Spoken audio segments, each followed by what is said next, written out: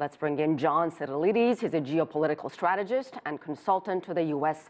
State Department. John, I just want to get your reaction to how this has played out so far, what you've heard from President Trump, what you've seen so far from this NATO summit, and even before President Trump got on the plane, he had some tough comments to make about NATO's defense spending and now pointed criticism at Germany.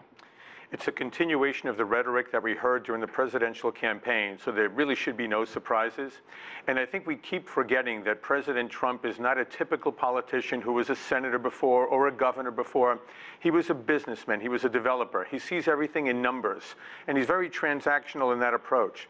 And just the way we saw what happened at the G7, where he was obsessed with the trade surplus and trade deficit numbers, we see here he's been talking about the 2% commitment nonstop. And I think he sees this as a bottom line approach to see to what extent NATO members are serious about their commitment to the NATO alliance. And from a policy perspective, to look to see where, not that there's a U.S. withdrawal at hand anytime soon, but how to rethink the purpose of NATO.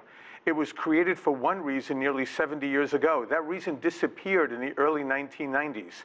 So how does it get NATO to rethink its strategy going forward as well?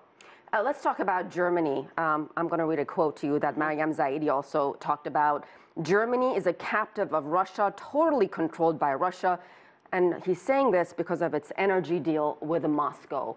Germany is one of the United States, if not the strongest ally in Europe. Is that the way to start a summit, with a direct attack on Germany, who does so much for the United States in terms of bases, in terms of its troop commitment to Afghanistan? And we saw much of that in Chancellor Merkel's response just in the last few hours. I think there's great concern about the content and the rhetorical tone of President Trump's comments. But does that matter? I mean, that's important. The tone is important. It does matter, but it seems to matter less to President Trump than it would to a typical U.S. president. Again, we keep forgetting he's broken the mold. He's a disruptor in domestic policies in the United States. He's a disruptor on the world stage, and he seems hell-bent on continuing to disrupt where needed. And with Germany, I think there's a special focus because of the fact that Germany has enjoyed a very generous social welfare system and also has a very significant trade surplus against the U.S. And I think President Trump feels that U.S. taxpayers have been on the hook defending Germany against a perceived Russian threat, while Russia is a more powerful influencer over Germany's economy because of these natural gas pipelines. So does the tone and rhetoric and what we're seeing here, will that make the NATO alliance weaker in the long run? This is all about unity. Yeah, I don't know that it'll affect the alliance per se. I think most of the members still have a very core interest in preserving the alliance, and there's even mini alliances within the larger NATO alliance to respond to more immediate threats out of the Middle East and out of Northern Africa.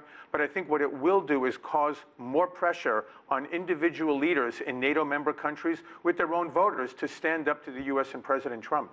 A lot of people want President Trump to stand up to Vladimir Putin, Russia's president. If you are one of these NATO countries watching this upcoming meeting between the two leaders, what will you be most concerned about? I think there's a concern that there might be a major concession as it regards the annexation of Crimea or the permanent stationing of Russian troops in eastern Ukraine. I think that is a major focus right now because that really shattered the illusion of many European countries about Russia's designs.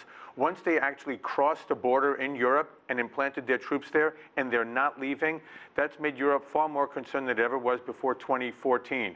But I think also President Trump will look to see where there might be some concessions that could be made to Russia on sanctions in exchange for Russia's help in removing Iranian forces from Syria and in gathering strength against radical terror in Northern Africa and in South Asia. All right, we'll see what happens. John Sitilides, thank you so much. Thanks for